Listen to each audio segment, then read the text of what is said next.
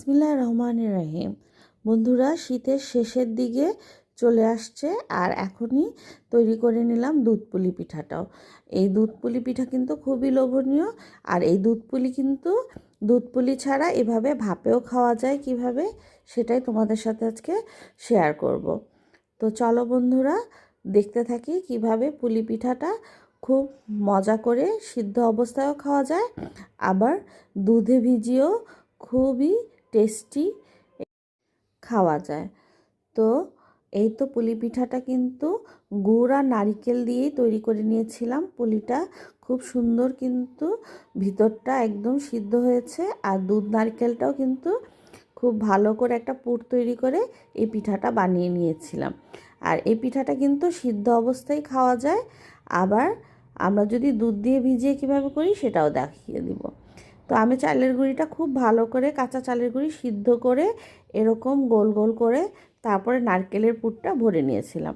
নারকেলের পুরটা করা কিন্তু খুবই সহজ। গুড় আর নারকেল ভালো করে জাল দিয়ে নিয়ে তারপরে এই ছোট ছোট লেচির মতো করে ঢুকিয়ে তারপরে বদ্ধ করে নিয়েছি, তারপর ভাপ দিয়ে নিয়েছিলাম। আর যারা ভাপ ছাড়া দুধের মধ্যে ভিজিয়ে খেতে চাও তারা কাঁচা দুধের মধ্যেও জাল দিয়ে খেতে পারো। তো তার জন্য প্রথমে আমি খুব ভালো করে দুধটা ঘন করে জাল দিয়ে নিয়েছি।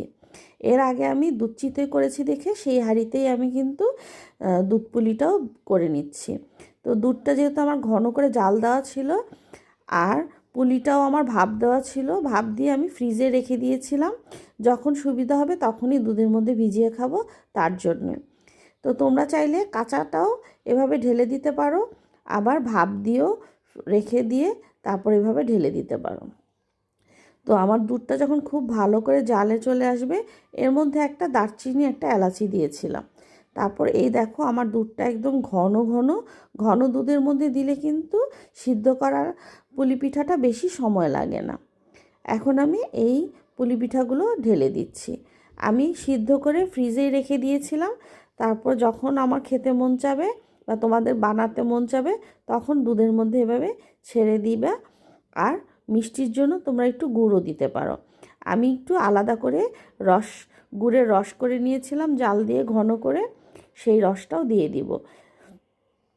তো দুধটার মধ্যে পিঠাটা দিয়ে একটা বলক উঠিয়ে নিয়ে তারপর গরম দুধের মধ্যেই গরম গুড়টাও দিয়ে দিতে হবে, তা না হলে কিন্তু ফেটে যায়। আর যদি তোমরা দিতে চাও ঠান্ডা দুধ, ঠান্ডা গুড় এভাবে দিতে হবে। এখানে আমার গুড়টা কিন্তু গরম, দুধটাও গরম, যার জন্য কিন্তু আর গুড়টা ফেটে যাবে না, দুধটা ফেটে যাবে না। তো এভাবেই আমি কিন্তু পিঠাটা খুব সহজভাবেই পুলি পিঠাটা, দুধ পুলিটা তৈরি করে নিলাম। তোমরা এভাবে দুধ পুলিও খেতে পারো, আবার শুধু পানির মধ্যে ভাপ দিয়েও পুলি পিঠাটা করে খেতে পারো। তো এই পিঠাটা কিন্তু দুধ চিতইয়ের মতোই খুবই লোভনীয় এবং খুবই সুস্বাদু হয়। তোমরা অবশ্যই ট্রাই করে দেখতে পারো। দুধ চিতইয়ে যেমন নারিকেল আর গুড় থাকে না, কিন্তু এই দুধ পুলির ভিতরে যেহেতু পুর দেওয়া থাকে নারিকেল আর গুড়ে ভরা, তার জন্য কিন্তু খুবই লোভনীয় লাগে। তোমরা এভাবে দেখতে পারো দুধ পুলি পিঠাটা তৈরি করে।